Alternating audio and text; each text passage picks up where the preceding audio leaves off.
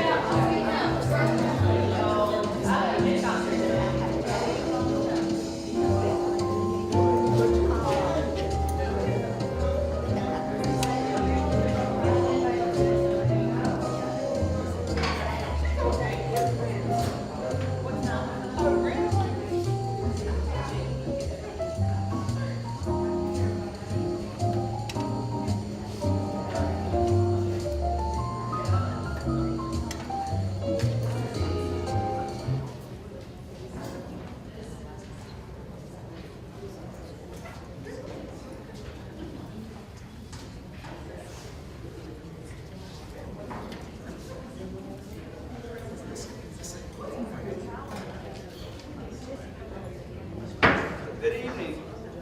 The time is 7 p.m. and I would like to call to order the Monday, January 9th, 2023 meeting of the Southampton County School Board. We have 8 of our appointed members present, so we certainly have a quorum. The first order of business tonight is the public hearing for the budget. Each year, the Southampton County School Board has 2 public hearings pertaining to the development of its budget. Tonight's hearing is the first of these 2 public hearings. This first public hearing is intended to give community members an opportunity to give the board input and suggestions for budget priorities, projects, and our focus areas prior to the development of the draft budget. So if you are here to speak about the budget, please come forward and please give us your name and your address. So is there anybody here for the budget public hearing? So the budget public hearing is taking place now. If there's anybody who wishes to speak about the budget, please come forward now.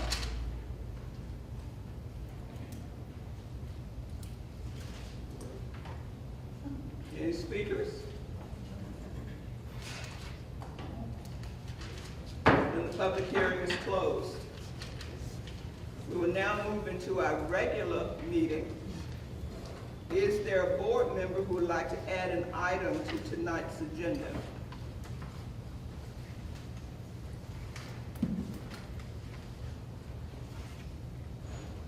I see a bunch of hand motions. Doesn't mean you got an item added. Oh, okay. So is there a board member who would like to add an item to tonight's agenda? So then the agenda stands approved as presented. The minutes were included with your board documents. Are there any additions or corrections to the minutes of the December 12th meeting of the Southampton County School Board? If there are no corrections, then the minutes are approved as distributed. We do not have any recognitions tonight. So now we're down to the public comment period. And we did not have any persons to sign up for the public comment period. So we're moving on to item 5 on the agenda, matters from previous meetings. And we have no matters from previous meetings. So we're down to item 6, which is the action items. And the first action item is the financial report and payment of bills. Dr. Shannon? Yes, ma'am. Ms. Carr is coming forward to make that presentation to the board.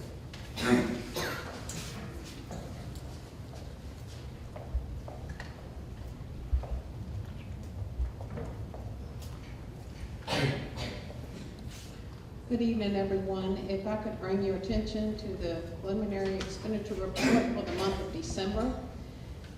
If you'll notice, the budget for our local operating budget has increased a little bit. It now stands at $37,224,840.34. Our actual expenditures through December 31st total $15,010,805.62. This leaves us a balance of $22,214,034.72. Please note that as of the date of this report, 40.32% has been expended from the local operating budget. The December bill list has been attached to the agenda for the board's approval tonight. Are there any questions? Any questions, Ms. Carr? Mr. Smith? Make a motion that we pay the bill.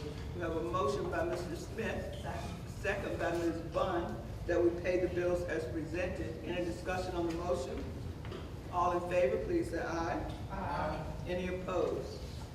Thank you. Thank you. The next item on the agenda is the minimum wage increase. Dr. Shannon? Yes, ma'am. Ms. Carr remained at the podium so that she could talk about that as well. Yes, I just have a short statement here.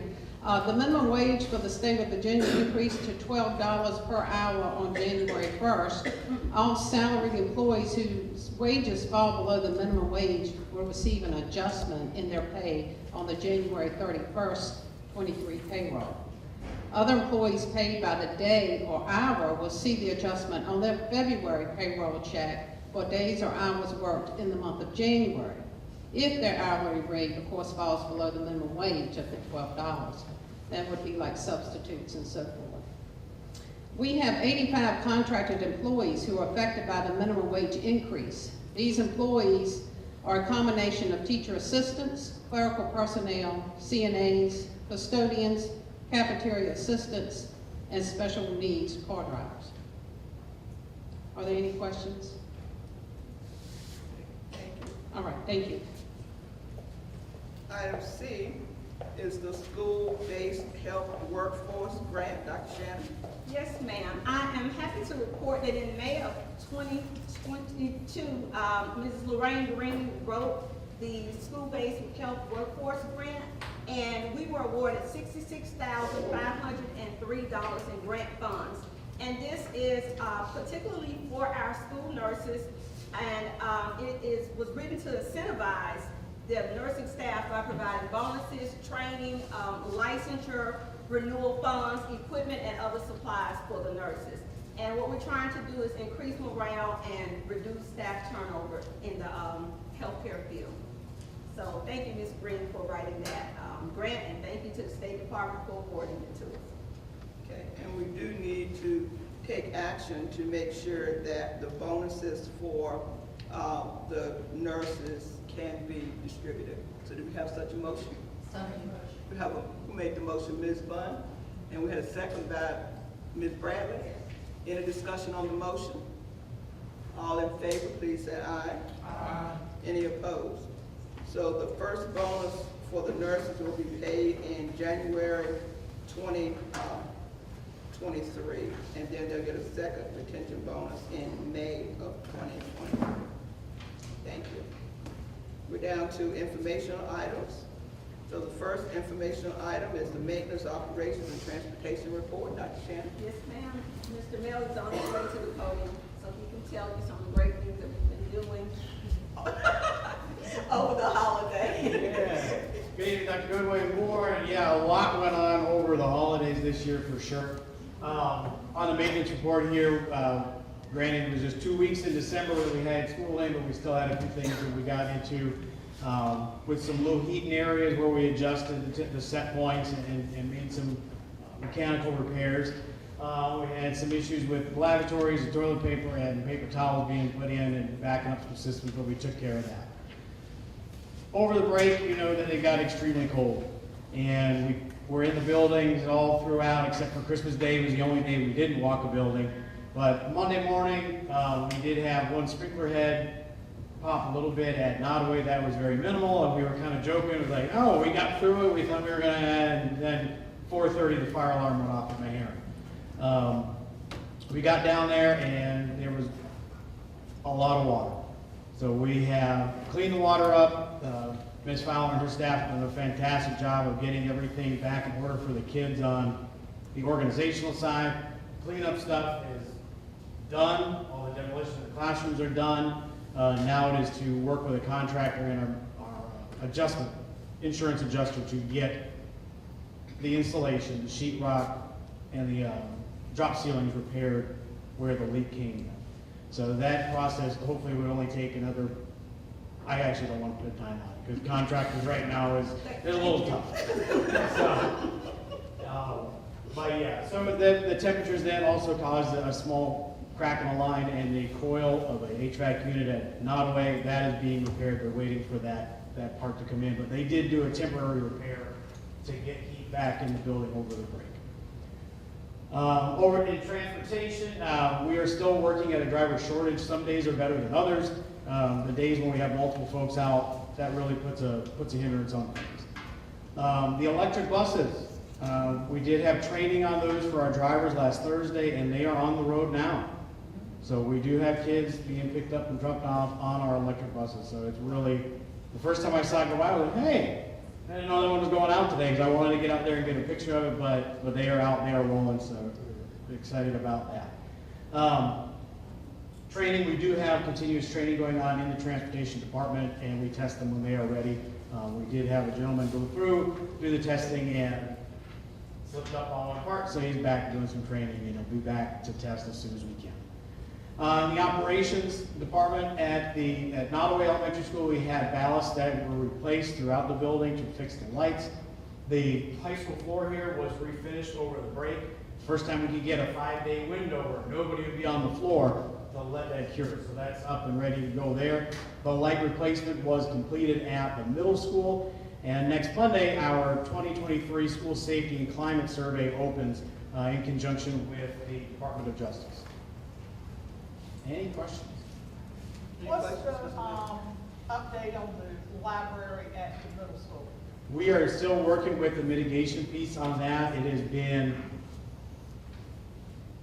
difficult to work with the company that originally started in there, and we were going back and forth with them on equipment that actually was used, what was actually done, but we know that we can get that done and get that open here very soon. Okay. Any other questions of Mr. Melby? Thank you, Mr. Melby. Yes, ma'am. Item B is the instructional report. Dr. Shannon? Yes, ma'am. Mrs. Gillette is on her way to talk about some of the instructional things that we are doing in Southampton. She's going to talk about testing, the National Spelling Bee, which we are very excited about, Code to the Future, and a few days to remember. Mrs. Gillette?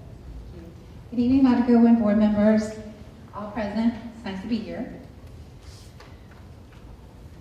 I do have the January instructional report for you, and Dr. Shannon, she talked about the topics. So I just wanted to talk about the SOL testing. We will be doing that the week of the 17th at the high school, and I do have the next slide on those dates. Also, the mid-year growth assessments from the VDOE for elementary. We'll have 5th grade. We'll do their math and reading on the same day.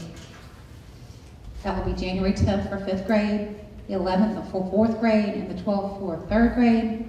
At the middle school, they will take their test on January 23rd and 24th. Science. They released new standards for science in 2017, but they are just being put in place.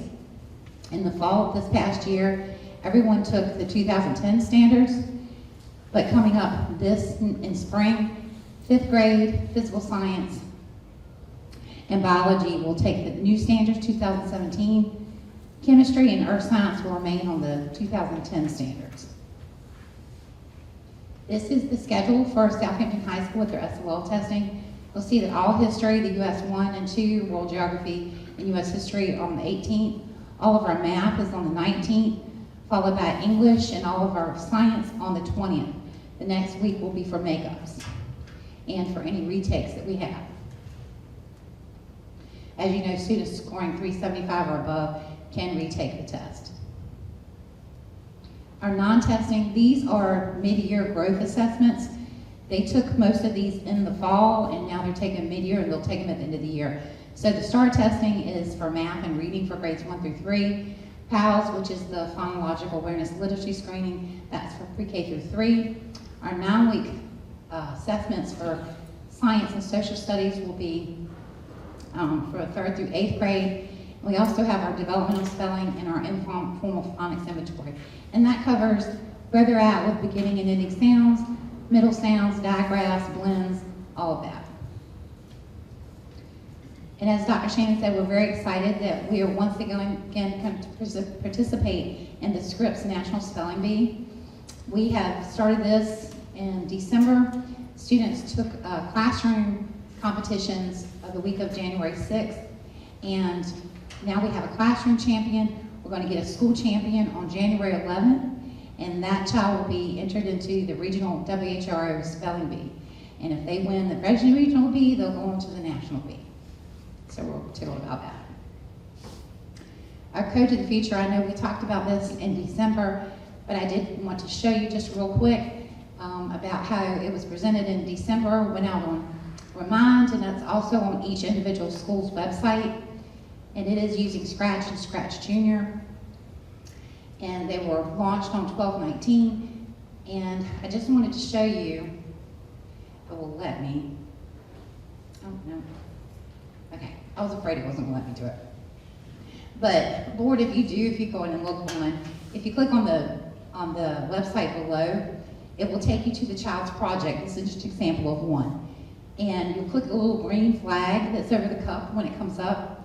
Once you do that, you'll click on the snowflake, and it will show a decrease in temperature. And so this is a 2nd grade project, so it's showing less than and greater than. And when it gets below freezing, that water in the cup turns into an ice cube. And then they can move their mouse over to the sun, and it will again turn into a liquid, and once it reaches boiling point, it will turn into steam. And when you click on this, you can actually click on how it was made. And it'll show you the structure of all the steps the student had to use to make this project. And the kids love it. They pick it up like fire, and it's absolutely amazing. The teachers like doing it too. And a few dates to remember, of course, January 16th is Martin Luther King Day. On January 27th and 30th, beginning of the first semester, we'll have early dismissal days. You know, high school will dismiss at 12, and elementary will dismiss at 1:15. January 30th is the end of first semester. January 31st will be a staff day, and then February 3rd will be report cards. Anybody have any questions? Any questions for Ms. Gillette? Thank you. Thank you. We're now down to items C and D, the student enrollment and the teacher student attendance report. Dr. Shannon? Yes, ma'am. The student enrollment is 2,407 students, and inclusive of our preschool and special education preschool students is 2,563 students. The attendance winners for this month are Maharan for the Student Attendance Award and the Teacher Attendance Award. And I think with the big water leak that they had, they could use some good news. I do want to just commend Susan Fowler and her staff. They took advantage of that 2-hour delay that we had that morning, and her staff, they braved through the fog to try to get to the school, and they got there and they worked together as a team to get the rooms ready so that the students would be comfortable when they came in the buildings. I had been with her that night before, that Sunday night, and we were still a little concerned, and so that 2-hour delay really helped them. That wasn't the purpose of it, but it did help them. I also want to thank Mr. Melby and his team, Richard, Roger, all of them. They did a fantastic job trying to get everything together for the building. So I'm just grateful to everyone. And last but not least, all of the schools sent over employees They, some sent 2 or 3 people over, and all of the employees, they worked together with the staff at Meharron to work throughout the day to make sure that the building was continued to be addressed, you know, as far as the water leaks were concerned. So I just want to thank everybody in the division for coming together during the water leak issue at Meharron and just pulling together as a team and making it happen for Meharron. So thank you, guys. Thank you. The calendars and newsletters were included in your board documents. Please review those and participate to the extent. Well, no. Okay, we'll make sure you get them. It's fine. I was just letting you know before. Okay, because I got hard copies, so we'll make sure that you get the calendars and newsletters. We'll make sure maybe you get them by email. So we'll make sure those are emailed to you perhaps tomorrow. You can have those emailed to you so that you can participate to the extent possible. Under matters from the board, we have an update from the Appomattox Regional Government School. Ms. May? Has there been an Appomattox meeting? It's not since November. Okay, so we did not miss the Appomattox meeting, okay. So I was ready to say. No, okay, so the Appomattox meeting update will be at our next meeting. Okay, thank you. So pursuant to section 2.2-3711A1 and 2 of the Virginia Freedom of Information Act, the board upon a motion and a second will convene in a closed session to consider the following: personnel appointments, resignations, retirements, and compensation, intra-district student transfer requests, out-of-district student transfer requests, and student discipline matters. After the closed session, the board will return to this area to take any necessary actions on the matters discussed in closed session. So do we have a motion to move to closed session? So we have a motion by Ms. Reynolds, a second by Mr. Scott. Any discussion on the motion? All in favor, please say aye. Aye. Any opposed? So we will move to the teacher's lounge for our closed session, and then we will return to this area after the closed session.